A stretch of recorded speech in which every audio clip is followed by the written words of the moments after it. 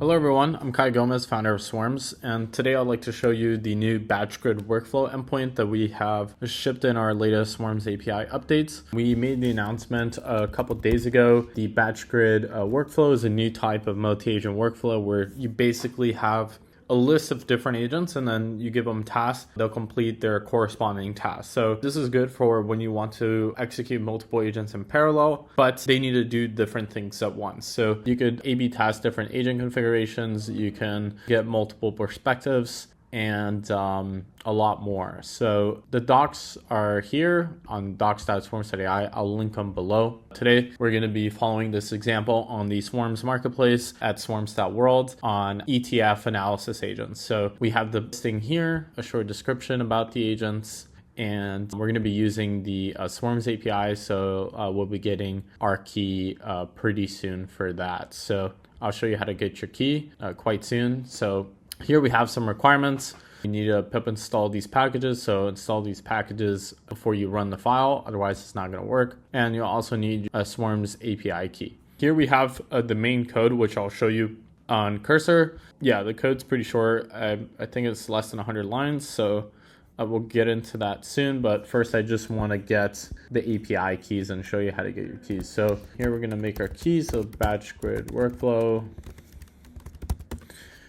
Once you have your key, you would put it in your .env file. So you just get that because we'll not be able to see it again. Okay, now we're ready for the actual code. So we're importing some stuff here, Asyncio, OS, typing, HTTPX, and then we're using Swarms, just formatting. And here's the payload. So I'll show you what the payload looks like. We have our workflow payloads. We have different agents. So we have risk agents. It has a description, focuses on risk assessment and portfolio risk metrics. It has the system prompt. You can customize these variables to your liking, but choose what model you want. I'm using GPT 4.1, but you could use Claude if you wanted. And here we have the quantitative analysis agent. So that has the same parameters as well. So these are the agents. And once you build your agents, you could have as many agents as you want. You could put 10, 20, 30, 50 of them if you wanted. Here you put your task. So you say, analyze the top energy ETF, including XLE, VDE, IVE, and provide detailed risk and performance metrics, holdings, analysis, and investment considerations. And so this first task is going to go to the risk agent, and then the second one is going to go to the quantitative analysis, and it'll keep going. So you do need to have the same number of agents as the number of tasks that you have, otherwise it's just not going to work.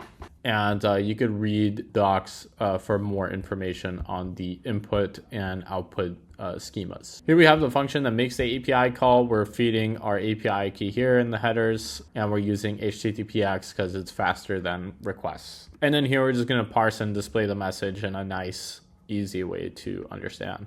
Here we're going to run the actual API call. So we're using Asyncio. We do this. We call the payload, get the response, and then we would parse and display the responses. Now I'm going to run it.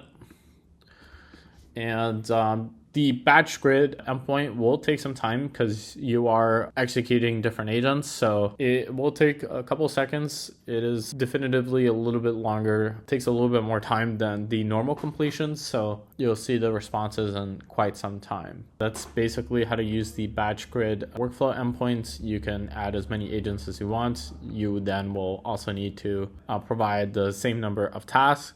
And once you do this, then you'll have the ability to execute multiple agents with different configurations on different tasks at the same time. And so here we have our responses. So here's a comprehensive risk and performance analysis from the risk analysis. And here we have XLE, 38 billion approximated expense ratio, 10%, holdings 26. VDE has 110 holdings, risk and performance metrics, all figures are trailing 3 years. Volatility 27%.